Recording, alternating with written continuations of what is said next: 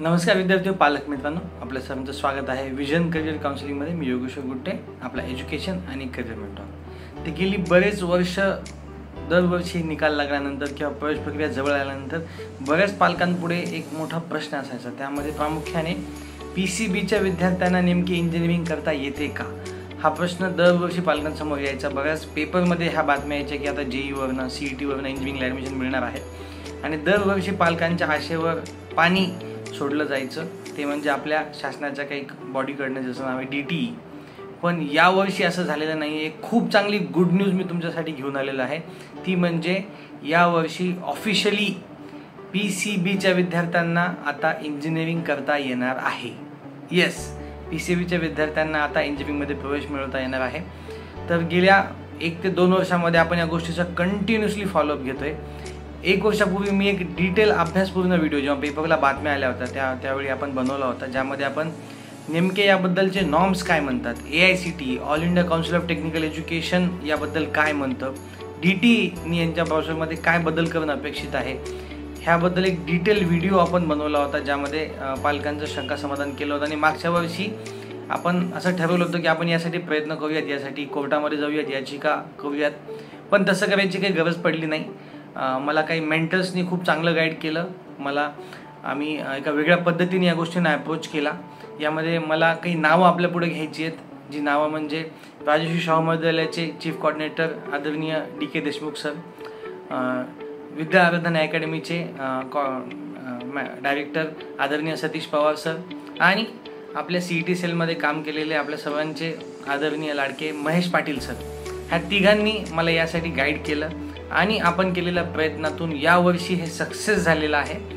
याचं पूर्ण डिटेल माहिती मी या व्हिडिओमध्ये देणार आहे, तर सगळ्यांनी प्लीज हा व्हिडिओ काळजीपूर्वक पाहायचा आहे। ओके, तर मागच्या वर्षी आम्ही एक व्हिडिओ बनवून पालकांना याबद्दल एक्सप्लेनेशन केलं की AICTEनी याच्या आधी सांगितलं होतं की PCBच्या विद्यार्थ्यांना आपण काही कोर्सेसला आपण ॲडमिशन देऊ शकतो, पण त्यांनी ते कंपल्शन केलं नव्हतं। आणि DTEनी याचा फॉलोअप घ्यावा यासाठी महेश पाटील सरांनी आम्हाला खूप चांगलं गाईड केलं, ज्यामध्ये आपण DTEच्या सगळ्या डिपार्टमेंटला, सगळ्या जे काही DTEचे मेन पर्सन आहेत त्यांच्यापर्यंत हा विषय ईमेलद्वारे, फोनद्वारे पोहोचवला।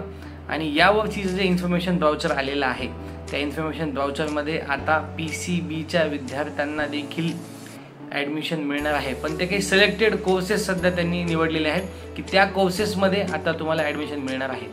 त्याचे रिसेंट म्हणजे मी आपलं शाहू कॉलेज, राजर्षी शाहू महाविद्यालय लातूर आणि विद्या आराधना अकॅडमी इथून आम्ही काही डेटा कलेक्ट केला की असे किती विद्यार्थी आहेत ज्यांना PCB ग्रुप आहे पण त्यांना JEE आणि CETमध्ये खूप चांगले मार्क्स येत आहेत। त्यांना अनफॉर्च्युनेटली नीटमध्ये त्यांना कमी मार्क्स येतात, म्हणजे नीटची तयारी करत होते पण त्यांना JEE CET दिली, त्याच्यामध्ये चांगले मार्क्स आलेले आहेत, पण त्यांच्यापुढे तो पर्याय उपलब्ध नव्हता। AICTEनी सांगितलं होतं की तुम्ही ह्या गोष्टीला अलाव केलं पाहिजे, पण आपलं DTE बरेच वर्ष याबद्दल व्हिजिट होतं।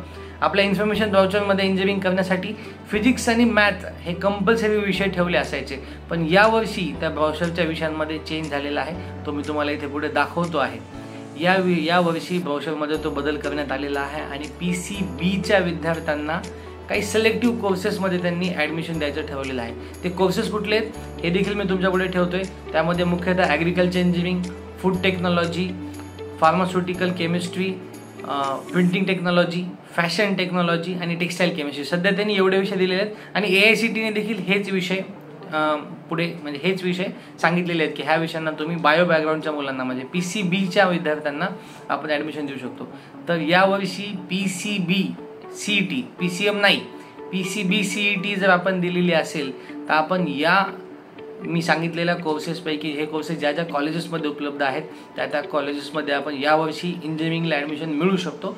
ही खूप चांगली बातमी। यासाठी 1 वर्ष आम्ही कंटिन्युअस फॉलोअप घेत होतो ह्या गोष्टींचा, आणि अगदी 2-3 महिने आधी आम्ही DTE सोबत जो काही पत्रव्यवहार केला, जो काही ईमेलवरती आपण बोललो, जे काही त्यांच्या ऑफिसरशी आपण फोनवर बोललो, त्यांनी ह्या गोष्टीचं सजेशन खूप पॉझिटिव्हली घेऊन हा बदल करण्यात आलेला आहे। आणि हा बदल महाराष्ट्रातल्या सर्व विद्यार्थी आणि पालकांसाठी खूप महत्त्वाचा आहे, कारण ज्या काही ब्रांचेस आत्ता AICTEनी सांगितलेल्या आहेत, हळूहळू त्या ब्रांचेस आता प्रत्येक कॉलेजमध्ये वाढायला सुरुवात होणार आहे। आणि PCBचे विद्यार्थी ज्यांना अनफॉर्च्युनेटली नीटमध्ये किंवा इतर कुठल्या परीक्षेमध्ये यश आलं नसेल त्यांच्यासाठी